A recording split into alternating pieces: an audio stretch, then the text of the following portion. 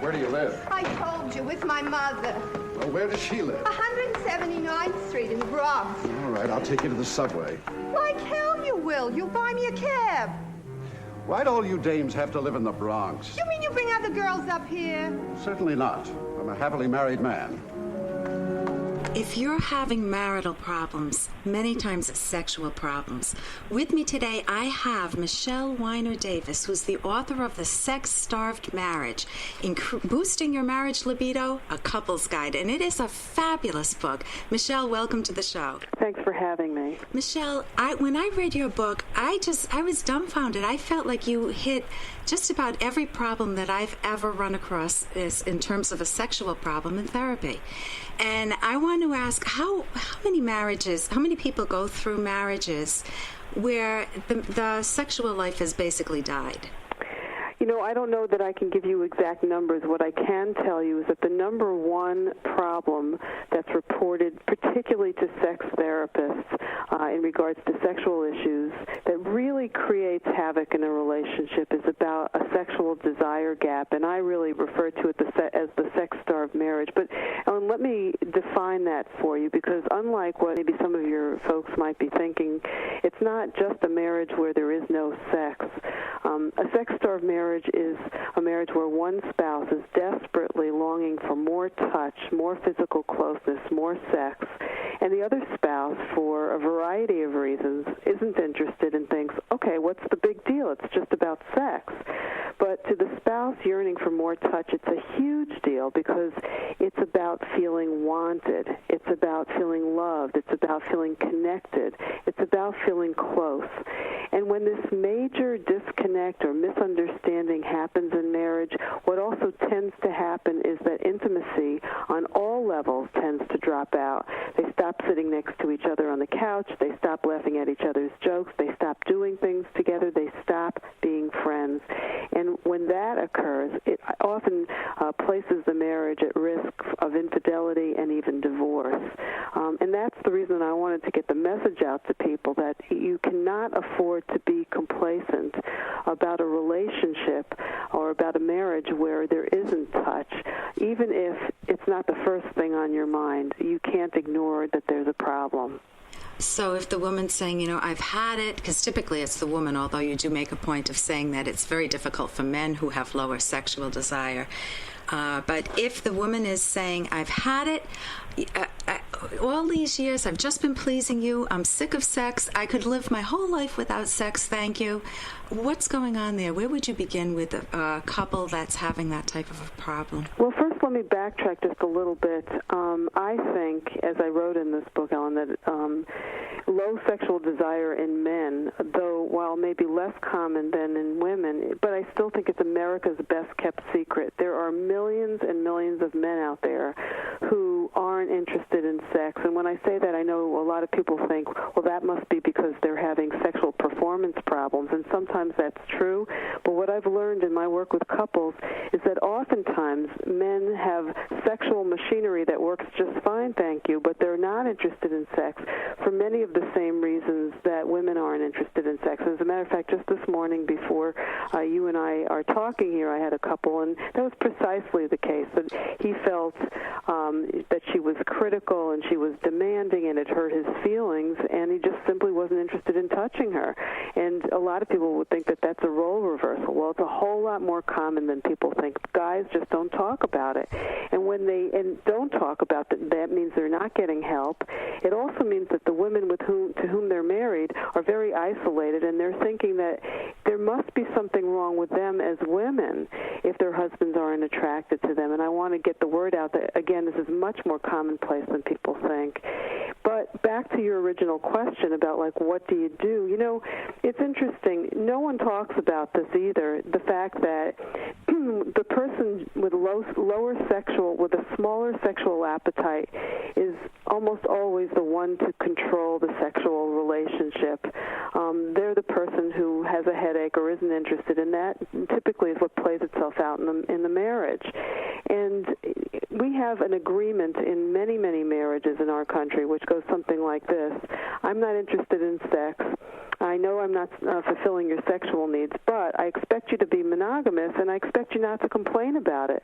And I'm telling you that that is an unfair and unworkable arrangement, and I think it accounts for much of the infidelity that we see in our country. And so am I saying that people who have lower desire should just do whatever their more high-desire spouse wants them to do? Well, the answer is yes and no. Before I get into that, I'm wondering if I'm, prompting a question and you not allowing me to do all the talking here. No, I love it. Okay. In fact, that was one of the quotes I had about, I expect you to be monogamous, but don't expect me to fulfill your sexual desires. Exactly. And in the fact that it happens both ways, you did mention that men suffer from some of the same problems, and I wondered if you could address some of those. Well, I'll just give you an example. Okay. I think back in the 70s, we asked women to run off to assertiveness training groups so that they can get more in touch with their strengths and their ability to make decisions and ask for what they need. And women did that, and I think women's roles have changed in terms of being better at, asking for what they need. And at the same time, we asked men to run off to sensitivity training groups and get more in touch with their feminine side, their feelings, and really tap into who they are inside. Well, men did that, and now we not only are hoping, but we expect men to be strong and go out in the world and earn an income, but we also expect them to talk to us about what's really going on with them and to be more in touch with that. Well, I'm see it in my office all the time.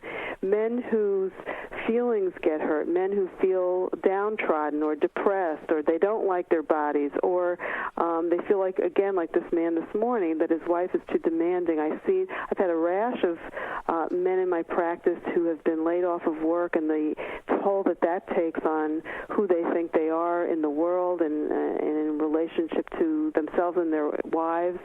So how a man feels inside has a great deal to do with his interest in being physically intimate, in the same way that it does for women. I think that's a real misunderstanding, because so often what we hear about are guys being the ones chasing their wives around the house with a permanent erection, and women who are saying, you know what, in order for me to be physical with you, I first want to feel emotionally close to you. I need you to talk to me. I need you to spend time with me.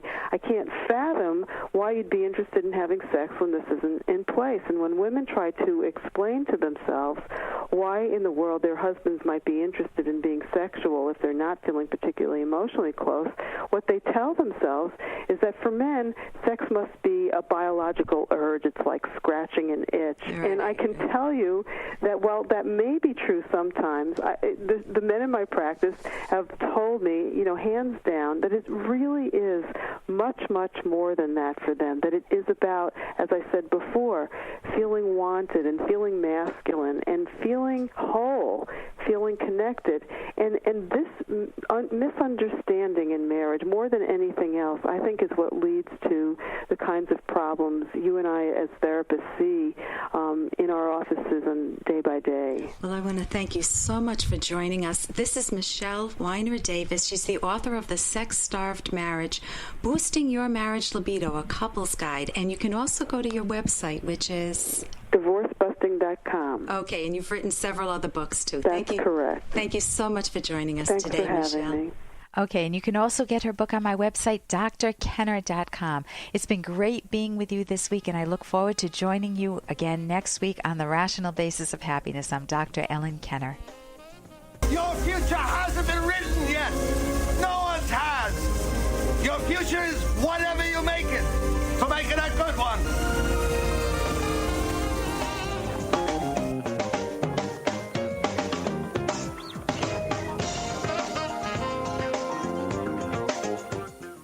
Here's an excerpt from The Selfish Path to Romance, the Serious Romance Guidebook by clinical psychologist Dr. Ellen Kenner. A person who understands themselves makes for a better romantic partner, and the skill of introspection greatly helps here. Introspection means looking inwards at the contents and processes of your own mind and identifying what you're thinking and feeling. Why does it matter whether or not you understand yourself? First, you need introspection for self-esteem. Introspection enables you to monitor your own mental habits and processes and determine whether you're in focus or not. not. That is, whether you're actively thinking, mindlessly drifting, or deliberately unfocusing your mind, for example, using defenses. Mental focus is necessary to be in control of your life. You can download Chapter 1 for free by going to drkenner.com, and you can buy The Selfish Path to Romance at Amazon.com.